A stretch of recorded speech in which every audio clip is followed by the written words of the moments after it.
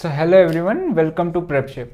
ठीक है, हमारा थर्ड चैप्टर देख रहे हैं हम इंजीनियरिंग मैकेनिक्स का। क्या है? Centroid end moment of inertia. सब लोगों ने सुना है, सब लोगों ने इसे ट्वेल्थ वगैरह में पढ़ा है, लेकिन इन दोनों का यूजेस सो में बहुत ज़्यादा है। हमें मोमेंट ऑफ इनर्शिया निकालना भी आना चाहिए। डिफरेंट टाइप्स ऑफ बॉडी, मतलब यदि शेप वगैरह हम जनरली रेक्टेंगुलर या फिर सर्कुलर बॉडीज़ के लिए यूज़ करते थे, लेकिन यहाँ पे अब हमें बेसिक्स पे जाना पड़ेगा, क्योंकि हमारी जो बॉडी है वो किसी भी शेप में आ सकती है। तो हमें इनका फ्रीक्वेंट यूज़ है, तो इसलिए हम प्रैक्टिस भी इसी वे में करेंगे, ताकि हम बेसिक से फट से हम किसी भी बॉडी का मोमेंट ऑफ इनर्शिया कैलकुलेट कर लें। तो ठीक है, यहाँ पे सेंट्रोइड लिखा है और मोमेंट ऑफ इनर्शिया लिखा है। देखो, सेंट्रोइड होता है, और आपने एक फ्रीक्वेंट वर्ड सुना होगा, सेंटर ऑफ ग्रेविटी। सेंट्रोइड और सेंटर ऑफ ग्रेविटी में डिफरेंस देखो क्या होता है। सेंट्रोइड होता है वो प्लानर बॉडी के लिए या फिर कहें तो एरिया के लिए होगा, और सेंटर ऑफ ग्रेविटी होगा मास, जिसमें मास होगा, है ना। 3D बॉडी के लिए होगा सेंटर ऑफ ग्रेविटी। सेंट्रोइड किसके लिए है? सिर्फ प्लानर बॉडी, या फिर बोले जिसका सिर्फ एरिया है। ठीक है, वैसे ही मोमेंट ऑफ इनर्शिया में भी मास moment of inertia and area moment of inertia. Mass moment of inertia उन बॉडीज के लिए होगा जिनमें मास है ना, और एरिया मोमेंट ऑफ इनर्शिया किसी भी क्रॉस सेक्शनल एरिया के लिए हो जाएगा। ठीक है, तो सेंट्रोइड का बेसिकली मतलब क्या होता है? सेंट्रोइड एक बॉडी का सेंटर पॉइंट बोल सकते हैं हम, यदि सिमेट्रिकल बॉडी है, या फिर एक ऐसा पॉइंट जिससे सारे के सारे फोर्सेस पास होते हैं। यदि हम उसका फिजिकली मतलब देखें तो मतलब यदि उस पॉइंट पे हमने एक धागा बांध दिया और उस बॉडी को ऐसे लटकाया, तो वो बॉडी स्टेबल विदाउट रोटेशन। ठीक है, तो मैं बोल रहा था कि यदि उस पॉइंट पे हमने एक धागा बांध दिया और बॉडी को लटका दिया, तो वो बॉडी विदाउट एनी रोटेशन, उस बॉडी में रोटेशन नहीं आएगा और वो वहीं की वहीं टिक जाएगी। मतलब ये, या तो हम इसको ये बोल सकते हैं कि जो भी जितने भी फोर्सेस लगे हैं उनका मूवमेंट जिस पॉइंट के अबाउट जीरो हो जाता है ना, तो उसे बोलते हैं हम सेंट्रोइड पॉइंट। ठीक है, सेंट्रोइड समझ में आ गया कि एरिया के लिए हो जाएगा। एंड मोमेंट ऑफ इनर्शिया में भी हमारा मास मोमेंट और एरिया मोमेंट ऑफ इनर्शिया। तो मोमेंट ऑफ इनर्शिया क्या करता है? मैंने बताया था कि ये रोटेशन को रेजिस्ट करता है। ठीक है, हमारा रोटेशन कौन प्रोड्यूस करता है? कपल या फिर मूवमेंट, जो भी जिस भी एक्सिस के अबाउट लगा उसके हिसाब से हम अलग अलग नाम बोल देंगे उनका। तो जब मूवमेंट हम किसी बॉडी का अबाउट मतलब मूवमेंट लगाते हैं किसी बॉडी पे, तो बॉडी होगी रोटेट, और जो रोटेट होगी वो उसको रेजिस्ट कौन करेगा? उस बॉडी का मोमेंट ऑफ इनर्शिया। ठीक है, तो ये हो गया फिजिकल मीनिंग। अब देखो फॉर्मूले में, यदि हमने एक बॉडी ली, ठीक है ना, और हमने एक रेफरेंस एक्सिस ले लिया। अभी यदि सेंटर ऑफ मास हमें यदि कैलकुलेट करना है, या फिर हम सेंट्रोइड कैलकुलेट कर रहे हैं, तो एक रेफरेंस एक्सिस ले लो। रेफरेंस एक्सिस इसलिए लेते हैं ताकि उससे हमें पता चल जाए कि उससे कितना डिस्टेंस है। ये रेफरेंस एक्सिस हमारे हाथ में है। ठीक है, सपोज करो कि हमने एक छोटा सा एलिमेंट लिया है ना, यहाँ पे, और उसका ये यहाँ पे उसका डिस्टेंस है। ठीक है, इस एलिमेंट का एरिया है छोटा सा एरिया DA, दिख रहा है। ठीक है, तो जो हमारा सेंटर ऑफ मास जो कहीं पे होगा, यहाँ पे कहीं पे भी होगा centre of mass x bar. ठीक है, वो क्या हो जाएगा? x bar equals to integration of x dA by integration of DA। ठीक है, ये हमारा हो जाएगा सेंट्रोइड। ठीक है, सेंटर ऑफ मास के लिए ये हो जाएगा x dm, यहाँ पे छोटा सा मास लिया है ना, उसका इंटीग्रेशन, और dm, ये होता है centre of mass. Centre of मास के लिए ये हो जाएगा, लेकिन हमें सोम में इसका ही काम है, क्या है ना, सेंट्रोइड का। ठीक है, वैसे ही हमारा मोमेंट ऑफ इनर्शिया, यदि मैं इस एक्सिस के अबाउट लेता हूं, तो हमारा मोमेंट ऑफ इनर्शिया I, क्या I उसमें सबसे बड़ा जो इम्पोर्टेंट फैक्टर है वो जो ये मैं लिखा हूँ एक्स एक्स। हमेशा आप मोमेंट ऑफ इनर्शिया एक पर्टिकुलर एक्सिस के अबाउट लेते हो। अब हमने यदि इस एक्सिस के about moment of inertia calculate किया है तो आपको डिनोट करना है आई एक्स एक्स, ठीक है। वो हो जाएगा integration of x square d ए, ठीक है। ये मोमेंट ऑफ इनर्शिया हो जाएगा कौन सा वाला, एरिया मोमेंट ऑफ इनर्शिया। समझ में आया है ना। वही यदि x x square d m हो जाएगा तो वो हो जाएगा मास मोमेंट ऑफ इनर्शिया, ठीक है। तो ये लिख लो, क्या लिखोगे, centroid end moment of inertia. Centroid में लिखो, it is a point from which all the forces passes, full stop. This is also the point about which the moment of all the forces is zero, ठीक है। Moment of inertia में लिख लो, moment of inertia की definition, ये जो मैं definitions लिखवा रहा हूँ ये मैथमेटिकल डेफिनेशन नहीं है, ये प्रैक्टिकल डेफिनेशन लिखवा रहा हूँ जिससे हमें अब काम है, ठीक है। Moment of inertia provides resistance against angular acceleration, ठीक है। ये फॉर्मूला लिख लेना दोनों का। ऑल्सो ये होगा, ये जो टर्म है होता है ये, इसे बोलते हैं हम first moment of area, and ये जो टर्म होता है इसे बोलते हैं हम सेकेंड मोमेंट ऑफ एरिया, ठीक है। अब हम निकालते हैं किसके लिए, रेक्टेंगल के लिए। क्या निकालेंगे हम, सीजी या फिर centroid end moment of inertia. ये फॉर्मूला दिमाग में आ गया सबको, है ना।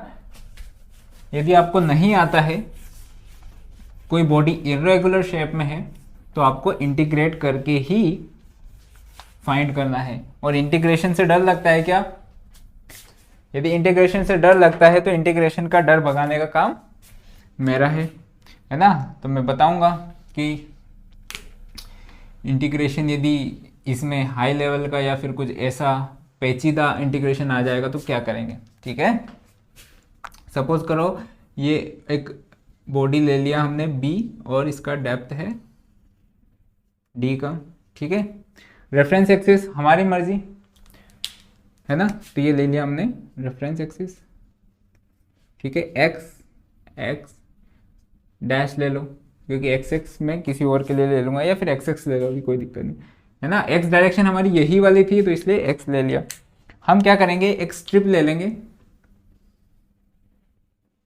क्योंकि हमें एरिया लेना है तो चॉइस ऑफ एरिया हमारी मर्जी।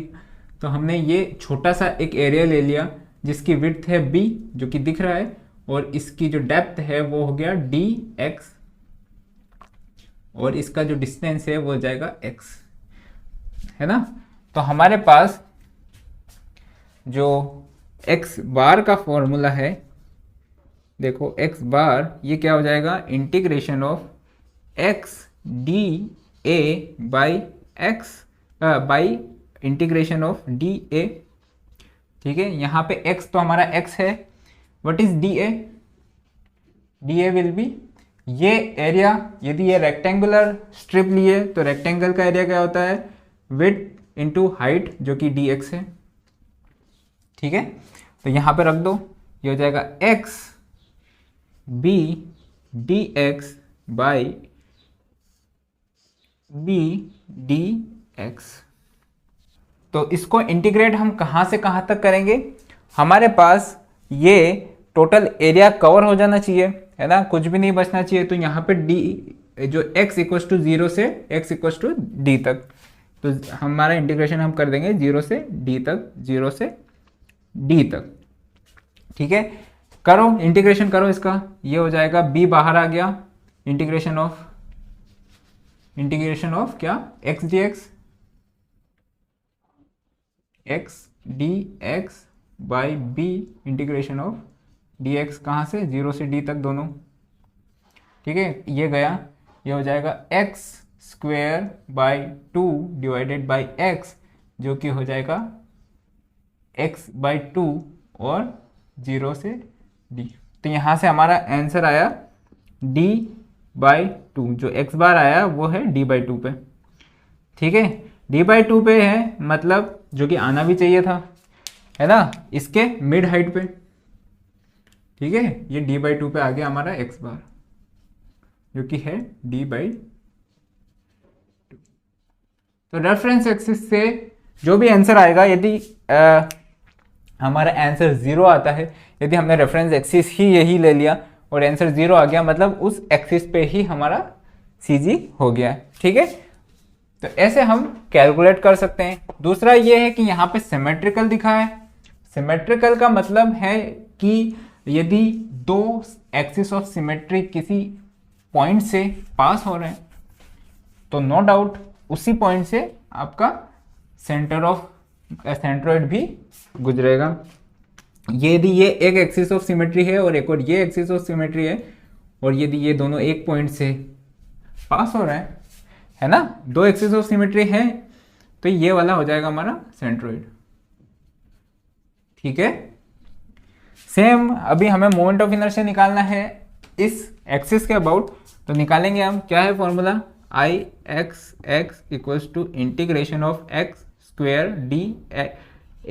ये एक्स स्क्वेयर डी ए क्या होता है, second moment of area. Same हमारे पास डी ए क्या है, बताएंगे सब लोग, व्हाट इज डी ए, बोलो। ये हो जाएगा। ठीक है, तो यहां पे लिखेंगे, ये हो जाएगा हमारा इंटीग्रेशन की लिमिट 0 से d, x square d A is b dot D x. ठीक है, b बाहर निकाल लिया, यह हो गया b, ये हो जाएगा x क्यूब बाई 3, 0 से d।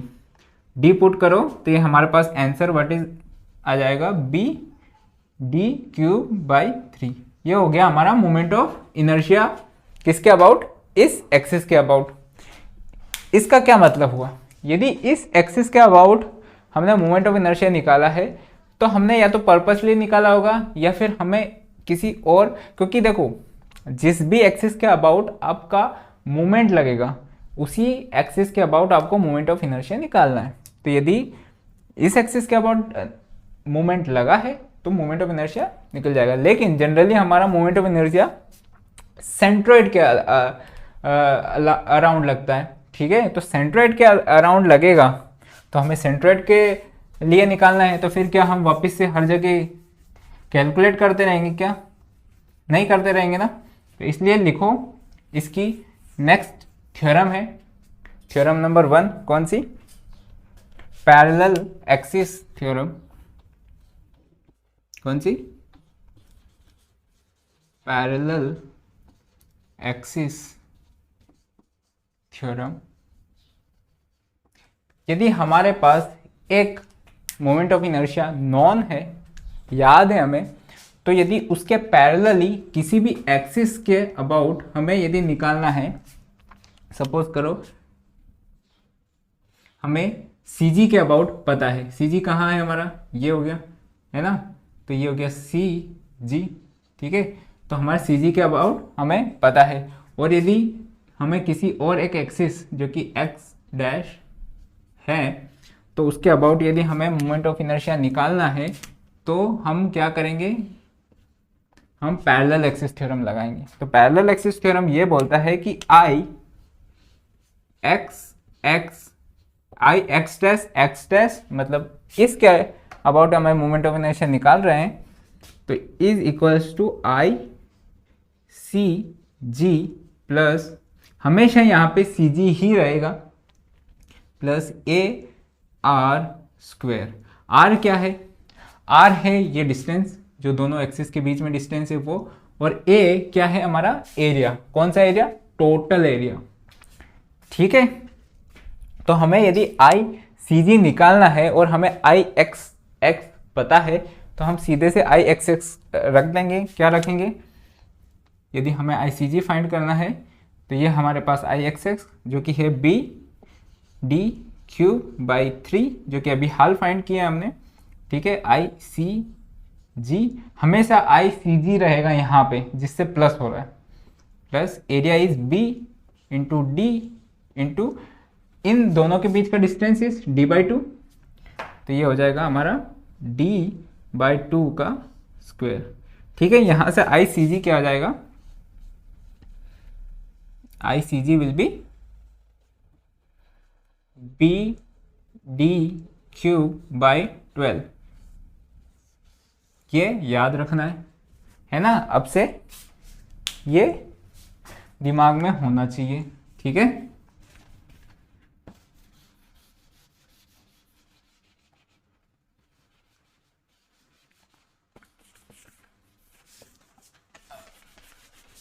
यहां देखो, आई सी जी जो था हमारा, ये हमारा बी, ये है हमारा टी।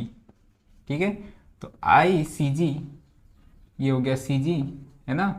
तो ये हो जाएगा हमारा, यदि मैं इसको एक्स डायरेक्शन में ले लूं, है ना, और यदि ये डायरेक्शन हमारा वाई ले लिया, ठीक है, ये वाई डायरेक्शन जो कि है, हम अज्यूम करके रखते हैं हमेशा स्टैंडर्ड नोटेशन के हिसाब से, तो यदि आई एक्स एक्स यहाँ के हिसाब से, जो इस वाला एक्सिस है, इसके हिसाब से हो गया बी डी क्यूब बाई 12, वैसे ही आई वाई वाई क्या हो जाएगा? ये हो जाएगा डी बी क्यूब बाई 12। ठीक है, आया समझ में? जो चीज कटी है, इस एक्सिस ने डी को काटा, है ना, ये वाली डी वाली साइड को काटा एक्स ने, तो उसका क्यूब, और इस वाले एक्सिस ने बी वाली साइड को काटा तो उसका क्यूब। ठीक है, सिंपल, समझ में आ गया? नेक्स्ट सर्कल का भी देख लेते हैं। ठीक है, पैरेलल एक्सिस थ्योरम का स्टेटमेंट जरूरी है क्या? लिख लो पैरेलल एक्सिस थ्योरम का स्टेटमेंट।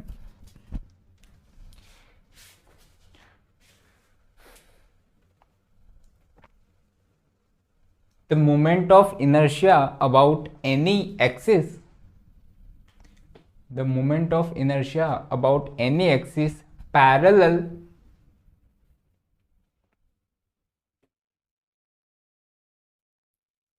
to the centroid या फिर centroidal axis, parallel to the centroidal axis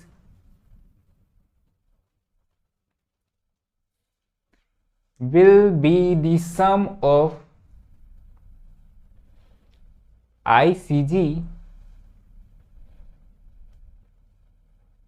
and multiplication of area with distance between them।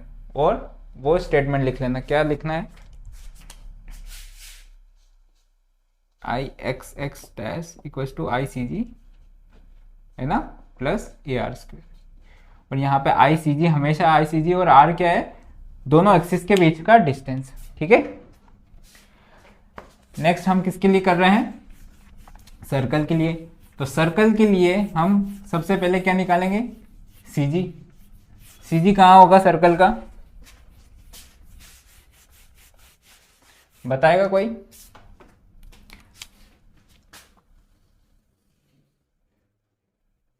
ठीक है, यदि इसके दो एक्सिस, यहाँ पे तो एक्सिस ऑफ सिमेट्री मतलब बहुत सारे हैं, तो जहाँ पास होगा वहाँ पे सीधी निकल जाएगा। यदि आप निकालोगे भी सही उससे तो भी यही निकलेगा। ठीक है, निकाल के ट्राई कर लेना। अब हेडिंग लिखो, polar moment of inertia. Polar moment of inertia. क्या होता है पोलर मोमेंट ऑफ इनर्शिया? सी, किसी भी बॉडी को यदि लॉन्गिट्यूडनल बॉडी है तो जो लॉन्गिट्यूडनल एक्सिस है, लंबा वाला जो एक्सिस है, लॉन्गिट्यूडनल एक्सिस है ना, उसके अबाउट यदि मोमेंट लगा है तो हमें जो मोमेंट ऑफ इनर्शिया निकालना है वो पोलर मोमेंट ऑफ इनर्शिया होगा। ठीक है, ये पेन दिख रहा है, पेन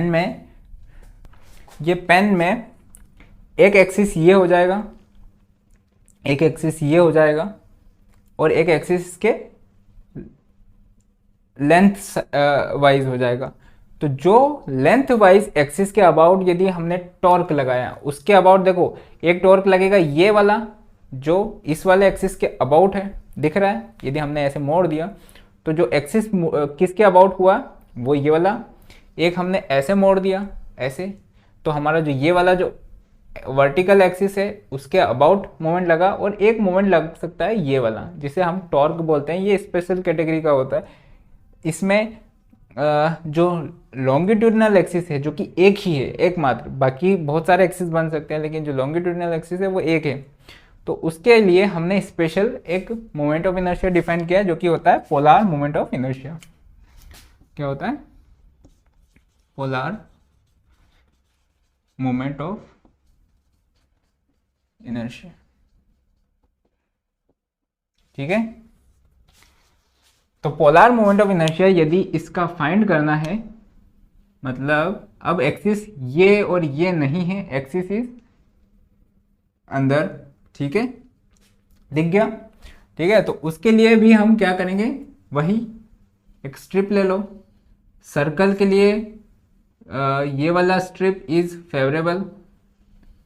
ठीक है, तो ये ले लो, स्ट्रिप ले लिया, और वही हमारा पुराना प्रोसीजर, ये x हो गया। ठीक है, ये हो गया हमारा dx,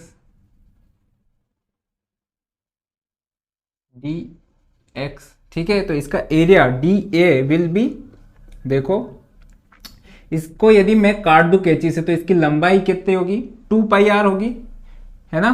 तो ये हमारा जो विड्थ है, यदि मैं कैंची से इसको काट दिया है ना, तो ये हो जाएगा 2πr, और इसकी हाइट कितनी हो गई dx, तो इसका एरिया विल बी 2πr, या जो हमारा x है वो 2πx।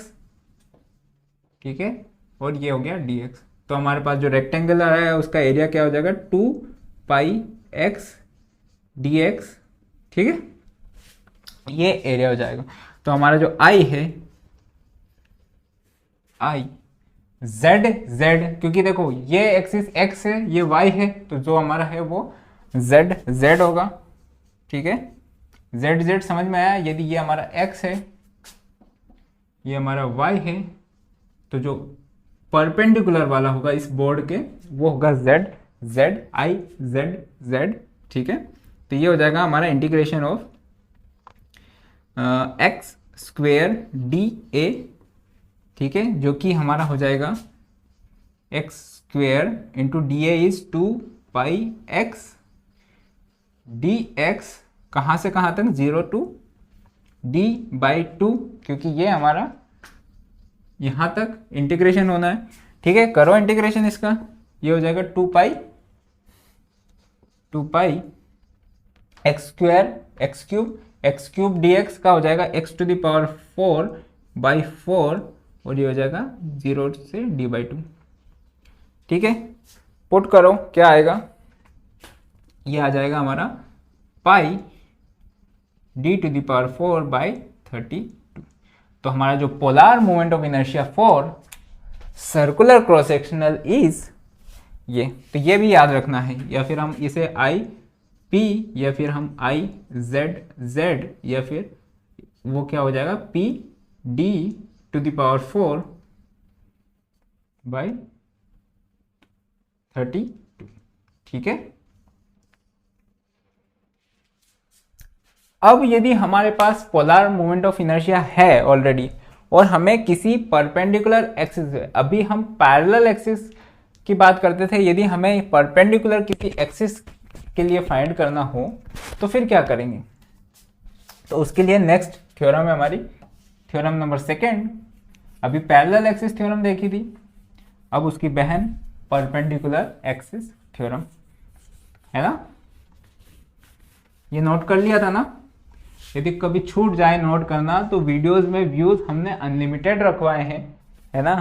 हमें कोई टेंशन नहीं है बच्चा कि एक बच्चा देखे एक बार या एक बच्चा मल्टीपल बार देखे या फिर साथ में देखे ग्रुप में देखे। देखो हमारा कोई भी मतलब नहीं होता, हमारा मतलब यही होता है कि बच्चे को अंडरस्टैंडिंग हो, उसको सारा का सारा कंसेप्ट क्लियर हो, ठीक है। उससे ज़्यादा हमें और कुछ चाहिए भी नहीं, ठीक है। तो नेक्स्ट हमारा क्या है, second is perpendicular axis theorem. Perpendicular axis theorem ये बोलता है कि जो हमारा पोलर एक्सिस है I Z Z will be equals to I x X plus I Y Y, ये बोला गया है, ठीक है। तो हमारे पास आई जेड जेड की वैल्यू क्या थी, pi D to the power 4 by 32 which will be equals to I x X and I Y Y. Since symmetrical है तो दोनों सेम आएंगे, तो मैंने लिख दिया 2 आई, या तो मैं लिखूं आई एक्स एक्स प्लस, या फिर लिखूं मैं 2 I Y Y, since I x x equals to I Y Y, ठीक है। तो हमारा जो आई एक्स एक्स है, आई एक्स एक्स क्या हो जाएगा, pi D to the power 4 by 64, ठीक है। लिख लो, फिर लाइट आएगी तो आई गई, है ना। तो ये हो जाएगा pi D to the power 4 by 64। तो अब हमें तीन फॉर्मूलेस पता है, कौन कौन सा।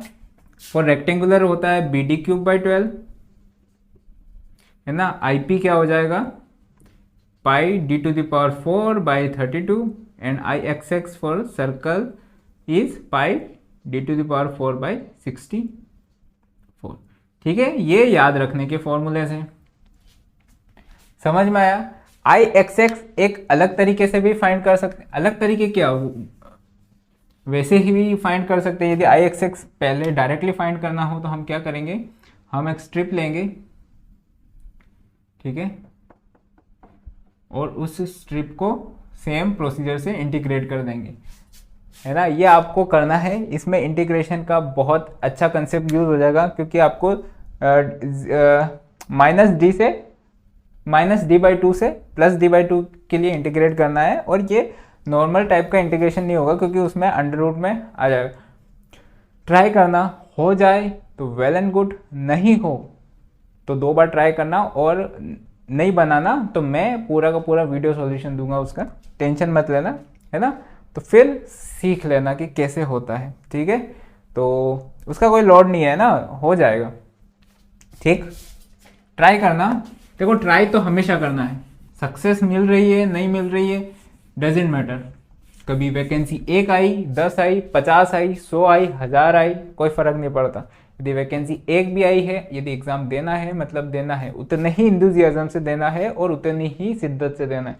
तो सक्सेस जो है वो आपकी सामने वाले पे डिपेंड नहीं होना चाहिए, आपको आपकी माइंडसेट खुद के अंदर से ही इन्फ्लुएंस करना चाहिए सामने वाले को, ना कि वो वहाँ पे कितने लोग देने जा रहे हैं, या फिर या तो वो तो टॉपर है या फिर वो है ये वो, इससे कोई फर्क नहीं पड़ता। आपने मेहनत की है तो आपका नंबर आएगा ही आएगा, ठीक है। सो परपेंडिकुलर एक्सिस जो थ्योरम है उसका स्टेटमेंट लिख लो कि the polar moment of inertia is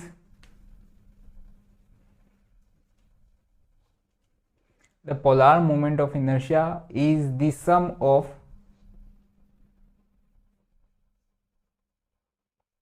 two mutually perpendicular axes, AXES axis, ठीक है, और वो स्टेट वो जो था वो लिख लेना है ना यार एक बार, है ना। नेक्स्ट हम देखते हैं कि देखो ये तो हमारा जनरल हो गया मतलब, है ना, और इंटीग्रेशन से हम किसी भी आर्बिट्री बॉडी के लिए भी निकाल सकते हैं, वो भी हो गया, चलो ठीक है। लेकिन कभी सभी क्या होता है कि सपोज करो कि आपको बोला है, आपके पास एक डिस्क है ऐसा कुछ, एंड उसमें एक या फिर होलो शाफ्ट या फिर कुछ ऐसी चीज़ें आ गई, है ना।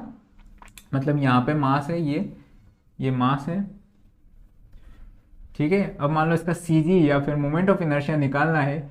सिंस यदि आपके पास एक ही एक्सिस के अबाउट, यहाँ पे देखो दो चीज होगी, या तो आपने एक हॉल इसको पूरा का पूरा एक साथ कंसिडर किया है, और एक ये है जो कि खाली है ना। तो हमारे पास दो एरिया हो गया, एक तो overall area, A1 is area overall, और A2 इज ए हॉलो, है ना। ये हो गया A2 और A1 इज ओवरऑल एरिया। तो आप इसका CG कैसे फाइंड करेंगे, ठीक है। तो यहाँ पे आता है नेगेटिव सेंटर ऑफ या फिर नेगेटिव मास कंसेप्ट, है ना। तो हमें जो x बार आएगा वो आएगा A1 x1 bar minus A2 x2 bar by A1 minus A2। यहाँ से आप CG डायरेक्टली निकाल सकते हैं, ठीक है। यहाँ पे जो x1 है वो एरिया 1 का सेंटर ऑफ मास है, और A2 इज सेम। यदि आपको एक ही एक्सिस के अबाउट मोमेंट ऑफ इनर्शिया पता है, ठीक है, यदि यही एक्सिस के अबाउट दोनों एरिया के लिए मोमेंट ऑफ इनर्शिया पता है, तो आप सीधा क्या कर सकते हो, आई हॉलो विल बी क्या हो जाएगा बताओ, डायरेक्टली माइनस कर दो। अलजेब्रिक सम हो सकता है, अलजेब्रिक सम मतलब प्लस को प्लस लो, माइनस को माइनस। यदि यहाँ पे माइनस, यहाँ पे मास नहीं है तो माइनस कर दो, तो वो हो जाएगा I1 माइनस I2, ठीक है। समझ में आया। 1 is for overall and 2 is for hollow mass, जो यहाँ पे गैप है उसका। लेकिन दोनों का आई, जो ये दोनों आई हैं, शुड बी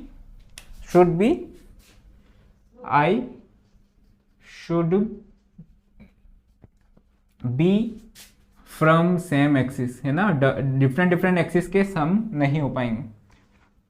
सेम AXIS, ठीक है, ये डायरेक्टली हो सकता है। तो इसका एप्लीकेशन हम कैसे देखेंगे, देखो सर्कल में तो मैंने बता ही दिया है कैसे, कि यदि बड़े वाले का overall is D to the power क्या है,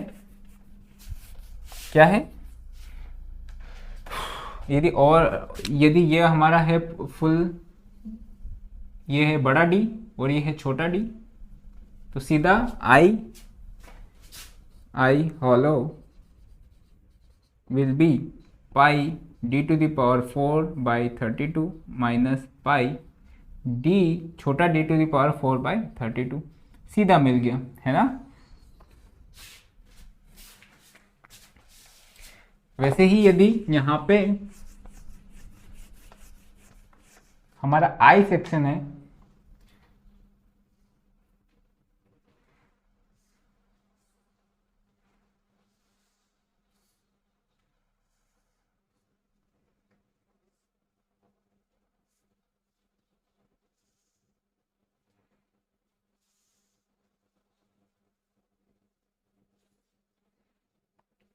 ठीक है,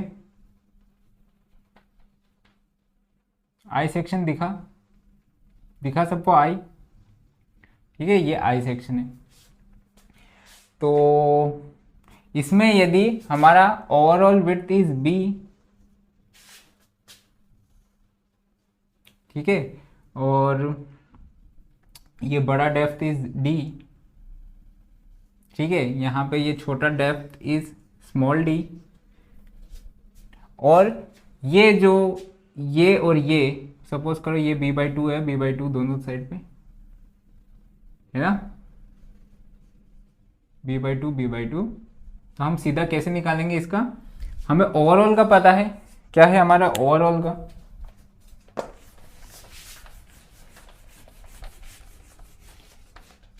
ओवरऑल का जो आई है, ये आई अबाउट एक्स एक्स कौन सा है, सेंट्रोइड से, ठीक है, वो मेंशन करना बहुत ज़्यादा ज़रूरी है, ठीक है। तो ये हमारा हो जाएगा b d⁴ by 12 minus small b small d⁴ by 12। हमने जो नेगेटिव या फिर कहें जहाँ पे मास नहीं है या फिर एरिया नहीं है उसको हमने माइनस कर दिया। तो ये भी हम कर सकते हैं, इसे बोलते हैं नेगेटिव मास कंसेप्ट, जहाँ पे आप, और हमारा मोमेंट ऑफ इनर्शिया से डरना नहीं है, ये भी एडिटिव है, जैसे मास 1 kg प्लस 1 kg 2 kg, तो ऐसा यहाँ पे भी है। सिर्फ और सिर्फ एक जो एक्सिस है वो दोनों जिनका भी ऐड कर रहे हैं या सम कर रहे हैं, सब्सट्रैक्ट कर रहे हैं, वो सेम एक्सिस के अबाउट होने चाहिए। यदि नहीं है दोनों सेम एक्सिस के अबाउट, तो आपको पैरेलल एक्सिस थ्योरम या फिर परपेंडिकुलर एक्सिस थ्योरम की मदद लेके उनको सेम एक्सिस पे पहुंचाना है। उसके बाद आप सम करो बिंदास, ठीक है। तो हमारा मोमेंट ऑफ इनर्शिया और इसका कंसेप्ट यहाँ पे ख़त्म होता है। मैंने कंसेप्ट इसमें बताया है, सोम फ्लूइड वगैरह में आपको डिफरेंट डिफरेंट बॉडीज़ के सभी, जैसे मान लो आपका ट्रेपेजोइडल है या फिर उनके आपको moment of inertia centre of मास भी हम डायरेक्टली बताएं। जैसे ट्राइंगल का है, ट्राइंगल का आप फाइंड कर सकते हो, ट्राइंगल का ट्राई करना, ट्राई फॉर ट्राइंगल, है ना। नहीं आएगा तो कौन है, मैं हूं, ठीक है। ट्राइंगल का ट्राई करना, ये है इसकी हाइट, ये है उसकी, ठीक है। तो इसका CG एंड दोनों फाइंड करना है ना। आपको एक तो इस वाले एक्सिस के अबाउट भी फाइंड करना है, x और जहां CG आएगा वहां भी फाइंड करना है, ठीक है। ये CG हो गया, ठीक है, दोनों फाइंड करना। और नहीं आएगा तो कौन है मैं बताऊंगा, ठीक है। तो तब तक के लिए tata bye bye, see you then, है ना।